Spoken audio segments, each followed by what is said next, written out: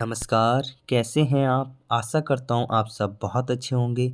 मैं सुरेश एक बार फिर से श्रेयस एकेडमी में आपका स्वागत करता हूँ। दोस्तों आज हम लेकर आए हैं आपके लिए सीटेट दिसंबर 2024 के पेपर 2 की जो भाषा 1 है आपकी, उसमें हिंदी की आंसर की लेकर आए हैं। तो दोस्तों क्योंकि हम आंसर की लेकर आए हैं तो इसमें ज़्यादा हम एक्सप्लेनेशन तो देंगे नहीं, इसलिए सारे क्वेश्चंस के आंसर केवल 5 से 6 मिनट में हम देने वाले हैं। तो शुरू करते हैं आज का पहला क्वेश्चन। तो देख लेते हैं पहला क्वेश्चन जो है, इसमें गद्यांश दिया गया है। तो इस गद्यांश को पढ़ना है और इसके अकॉर्डिंग 91 से 99 तक के क्वेश्चंस के आंसर देने हैं। तो आपको गद्यांश पढ़ लेना है और मैं सारे क्वेश्चंस के आंसर आपको बता दे रहा हूँ, जो कि बिल्कुल सटीक हैं, आपकी रियल आंसर की के अकॉर्डिंग होने वाले हैं। तो किस शब्द में एक प्रत्यय का प्रयोग हुआ है? तो सामाजिक, समाज प्लस एक सामाजिक हो गया, तो ऑप्शन नंबर 1 सही हो जाएगा। निम्नलिखित में से कौन सा शब्द कारक चिन्ह नहीं है? तो की भी है, से भी है, के लिए भी है, लेकिन तथा क्या है? योजक चिन्ह होता है, तो ऑप्शन नंबर 2 हो जाएगा। जो 93वां क्वेश्चन है वो देख लेते हैं। प्रचलित परंपराओं के औचित्य के बारे में सोचने की प्रेरणा कौन देता है? तो वो कौन देता है भाई? शिक्षा देती है। ऑप्शन नंबर 1 क्या हो जाएगा? बिल्कुल राइट आंसर हो जाएगा। अब नेक्स्ट क्वेश्चन देख लेते हैं। तो सारे क्वेश्चन के आंसर जो हैं वो आपको गद्यांश को पढ़ के देने हैं, तो गद्यांश के अकॉर्डिंग ही देने हैं। तो क्वेश्चन नंबर 94, गद्यांश के अनुसार कौन सा वाक्य सही है? तो इसमें से कौन सा वाक्य सही है? तो वो होगा ऑप्शन नंबर 4, संस्कृति हमेशा प्रगतिशील है। क्या है भाई? संस्कृति हमेशा प्रगतिशील है। ऑप्शन नंबर 4 क्या हो जाएगा? बिल्कुल राइट आंसर हो जाएगा अकॉर्डिंग टू गद्यांश।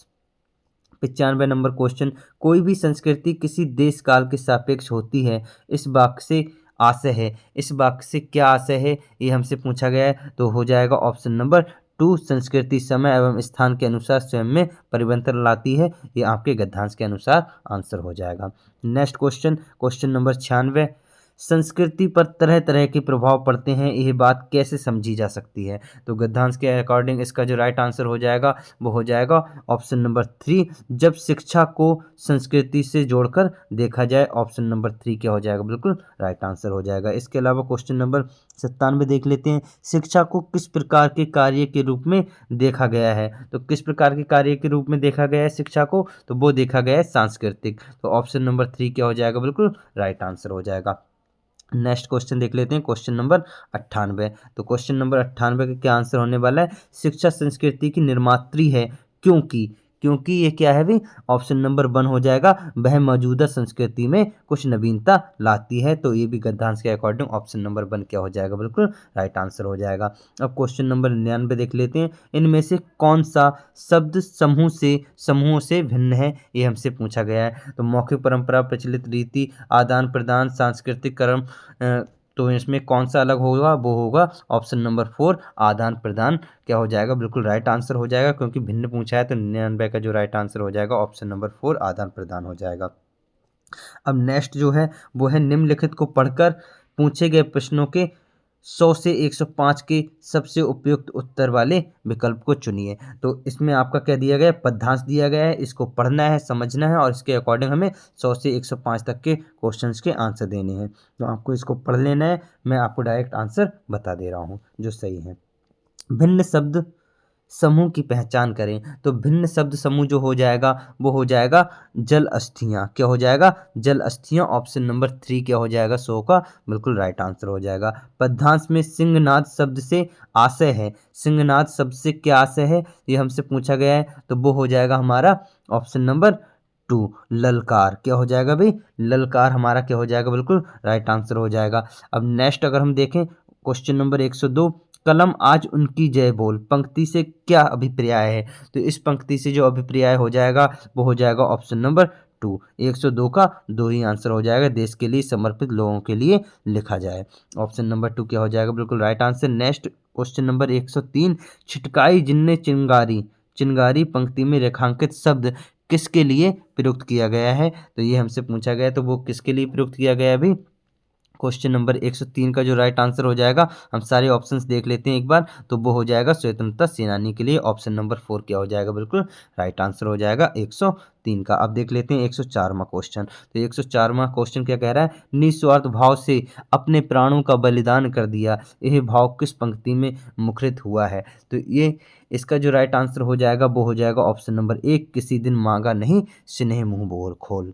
किसी दिन मांगा नहीं स्नेह मुंह खोल के, किसी दिन स्नेह नहीं मांगा, ये हमारा क्या हो जाएगा, बिल्कुल राइट आंसर हो जाएगा 105 का। इस पद्यांश में कौन सी भावना अभिव्यक्त हुई है, तो वो ही है भाई देश प्रेम की भावना। कौन सी हुई है भाई, देश प्रेम की भावना अभिव्यक्त हुई है, तो ऑप्शन नंबर 1 क्या हो जाएगा, बिल्कुल राइट आंसर हो जाएगा।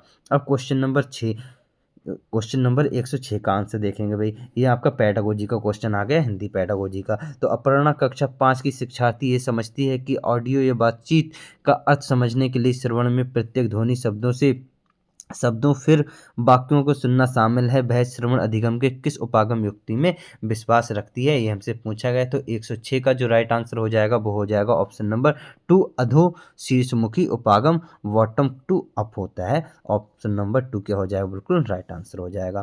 क्वेश्चन नंबर 107 का देख लेते हैं। कक्षा 6 की अध्यापक आज पढ़ी जाने वाली भाषा सामग्री को शिक्षार्थियों के पूर्व ज्ञान और अनुभव से जोड़ने के लिए वार्म अप गतिविधि करवाती हैं। पाठ्य सामग्री पढ़ाना शुरू करने से पहले शिक्षार्थियों को पाठ्य सामग्री कहानी के चित्र देखने के लिए कहती हैं। वह अपने शिक्षार्थियों से क्या करवाना चाहती हैं, तो वह क्या करवाना चाहती हैं, वो करवाना चाहती हैं चित्रों को समझने की क्षमता विकसित करना चाहती हैं। ऑप्शन नंबर 4 क्या हो जाएगा, बिल्कुल राइट आंसर हो जाएगा।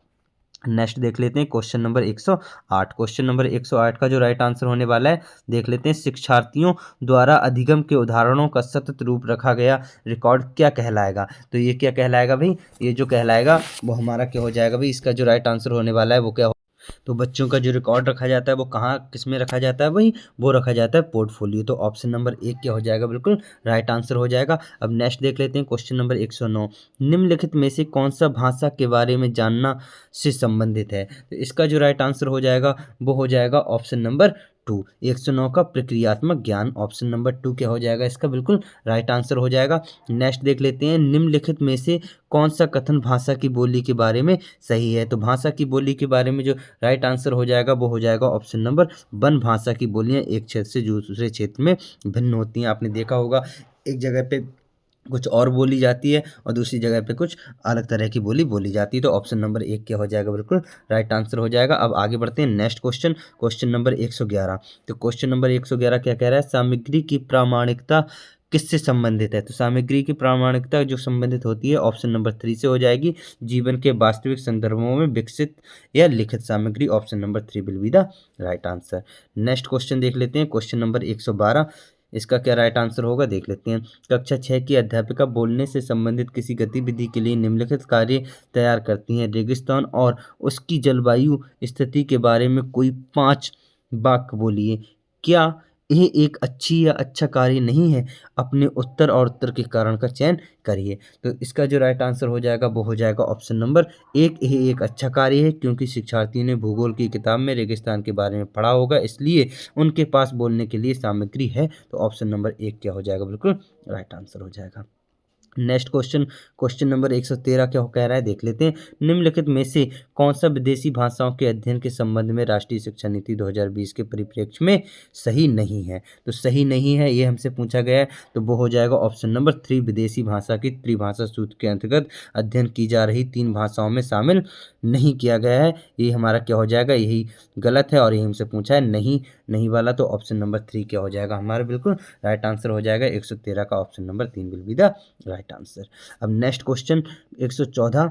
बहुत से भारतीय जो नौकरी के लिए विदेश जाते हैं वे उस स्थान की भाषा सीखते हैं, इस प्रेरणा को क्या कहा जाएगा, इस प्रेरणा को क्या कहा जाएगा भाई, इस प्रेरणा को कहा जाएगा भाई ऑप्शन नंबर 2, समाकलनात्मक प्रेरणा। ऑप्शन नंबर 2 क्या हो जाएगा, बिल्कुल राइट आंसर हो जाएगा। अब नेक्स्ट क्वेश्चन देख लेते हैं, क्वेश्चन नंबर 115 क्या कह रहा है, देख लेते हैं। भाषा अधिगम में सर्वांगी सिस्टमिक दक्षता क्या है, ये हमसे पूछा गया, तो इसका जो राइट आंसर हो जाएगा ऑप्शन नंबर 1 हो जाएगा। इस बात को समझना और प्रयोग में लाना कि भाषा एक व्यवस्था के रूप में कार्य करती है।